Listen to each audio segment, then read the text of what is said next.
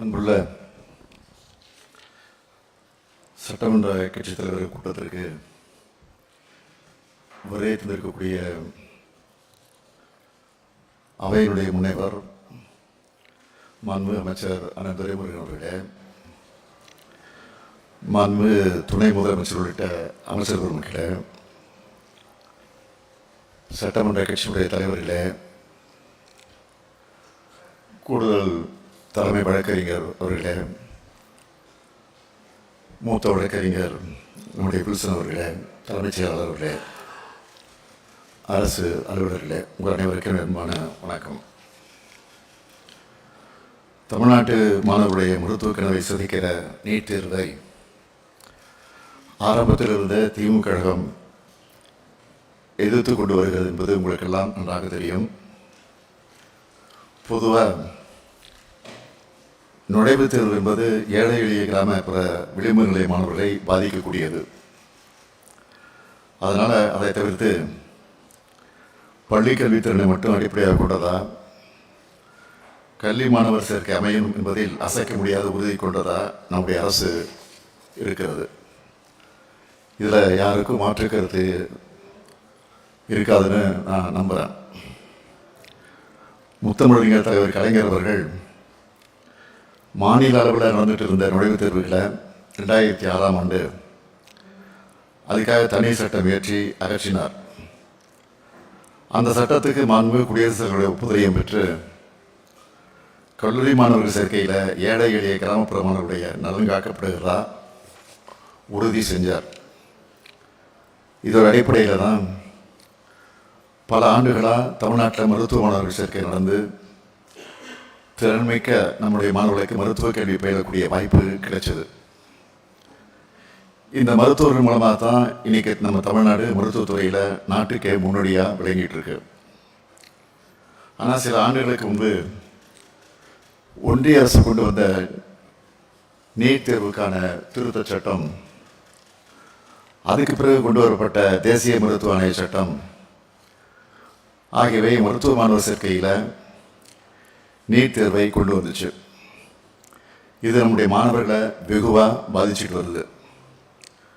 மாநில அரசுகளால் தொடங்கப்படக்கூடிய மருத்துவக் கல்லூரிகளில் எப்படி அந்த மாநில மாணவர்களை சேர்க்கணும் என்பது குறித்து முடிவு செய்யக்கூடிய உரிமையை மாநில அரசுகளிலிருந்து ஒன்றிய அரசு பரிசீலிச்சு நுழைவுத் தேர்வுக்கான சிறப்பு பயிற்சிகளை பெறுவதற்கான வசதி வாய்ப்பு இருக்க மாணவர்களுக்கு மட்டுமே சாதகமாக இருக்கிறது தான் நீட் தேர்வோட மாபெரும் அநீதி. இதுக்கு எதிராக தொடர்ந்து மக்கள் மன்றத்தில் நாம் போராடணும். ஆட்சி பொறுப்பேற்ற பிறகு 2021ஆம் ஆண்டு முதல் மாபெரும் சட்ட போராட்டத்தை தொடங்கணும். ஒன்றிய அரசால் நடத்தப்படுகிற நீட் தேர்வால் சமுதாயத்தில் பின்தங்கி இருக்கக்கூடிய மாணவர்களுக்கு பாதிப்பு ஏற்பட்டுள்ளதா என்பதை கண்டறிந்து அறிக்கை வழங்க ஓய்வு பெற்ற நீதியரசர் டாக்டர் ஏ.கே. ராஜன் தலைமையில் ஒரு குழு அமைச்சோம். சமுதாயத்தில் பின்தங்கிய மருத்துவக் கல்வியை பெறும் கனவுக்கு இடையூறாகவும் சமூக பொருளாதாரத்தில் வளமிகுந்த பிரிவினருக்கு சாதகமாகவும் இருந்து MBBS மற்றும் உயர் மருத்துவ படிப்புகளில் இருக்கிற பலதரப்பட்ட சமூக பிரதிநிதித்துவ நீட் தேர்வு குறைச்சிருக்குன்னு இந்த குழு தெரிவித்தது. எனவே 2006ஆம் ஆண்டு தமிழ்நாடு தொழில்சார் கல்வி நிறுவனங்களில் சேர்க்கை சட்டம் மாதிரியான ஒரு சட்டத்தை மாநில அரசு நிறைவேற்றி அதுக்காக குடியரசுத் தலைவரோட ஒப்புதலை பெறலாம்னு இந்த குழு பரிந்துரை செஞ்சது. இந்த விரிவான பரிந்துரைகளை செயல்படுத்த நடவடிக்கை மேற்கொள்ள அமைக்கப்பட்ட அரசு செயலாளர்கள் கொண்ட குழு நீட் விலக்கு சட்டத்தை உருவாக்க பரிந்துரை செஞ்சிச்சு. இதோட தொடர்ச்சியாக நீட் தேர்வை ரத்து செய்கிற சட்டத்தை 13/9/2021 அன்று நான் முன்மொழிஞ்சேன். அந்த சட்ட முன்வடிவை குடியரசுத் தலைவர் ஒப்புதலுக்காக மாநில ஆளுநருக்கு அனுப்பி வச்சோம். இந்த சட்ட முன்வடிவை உடனடியாக ஆளுநர் குடியரசுத் தலைவருக்கு அனுப்பி வச்சிருக்கணும். ஆனால் அவர் தன்னோட அரசியல் சட்ட கடமை செய்யாமல் அரசியல் செய்ய ஆரம்பித்தார் என்பதை வேதனையோடு பதிவு செய்கிறேன். ஆனால் நாமும் சிலைக்காமல் அந்த சட்டத்துக்கு ஒப்புதல் பெற கடுமையாக போராடணும். இந்த நிலையில் 1/2/2022 அன்று அதை திருப்பி அனுப்பினார். உடனடியாக 5/2/2022 அன்று இதே மாதிரியான சட்டமன்ற அனைத்து கட்சி தலைவரான ஆலோசனை கூட்டத்தை நாம் நடத்தணும்.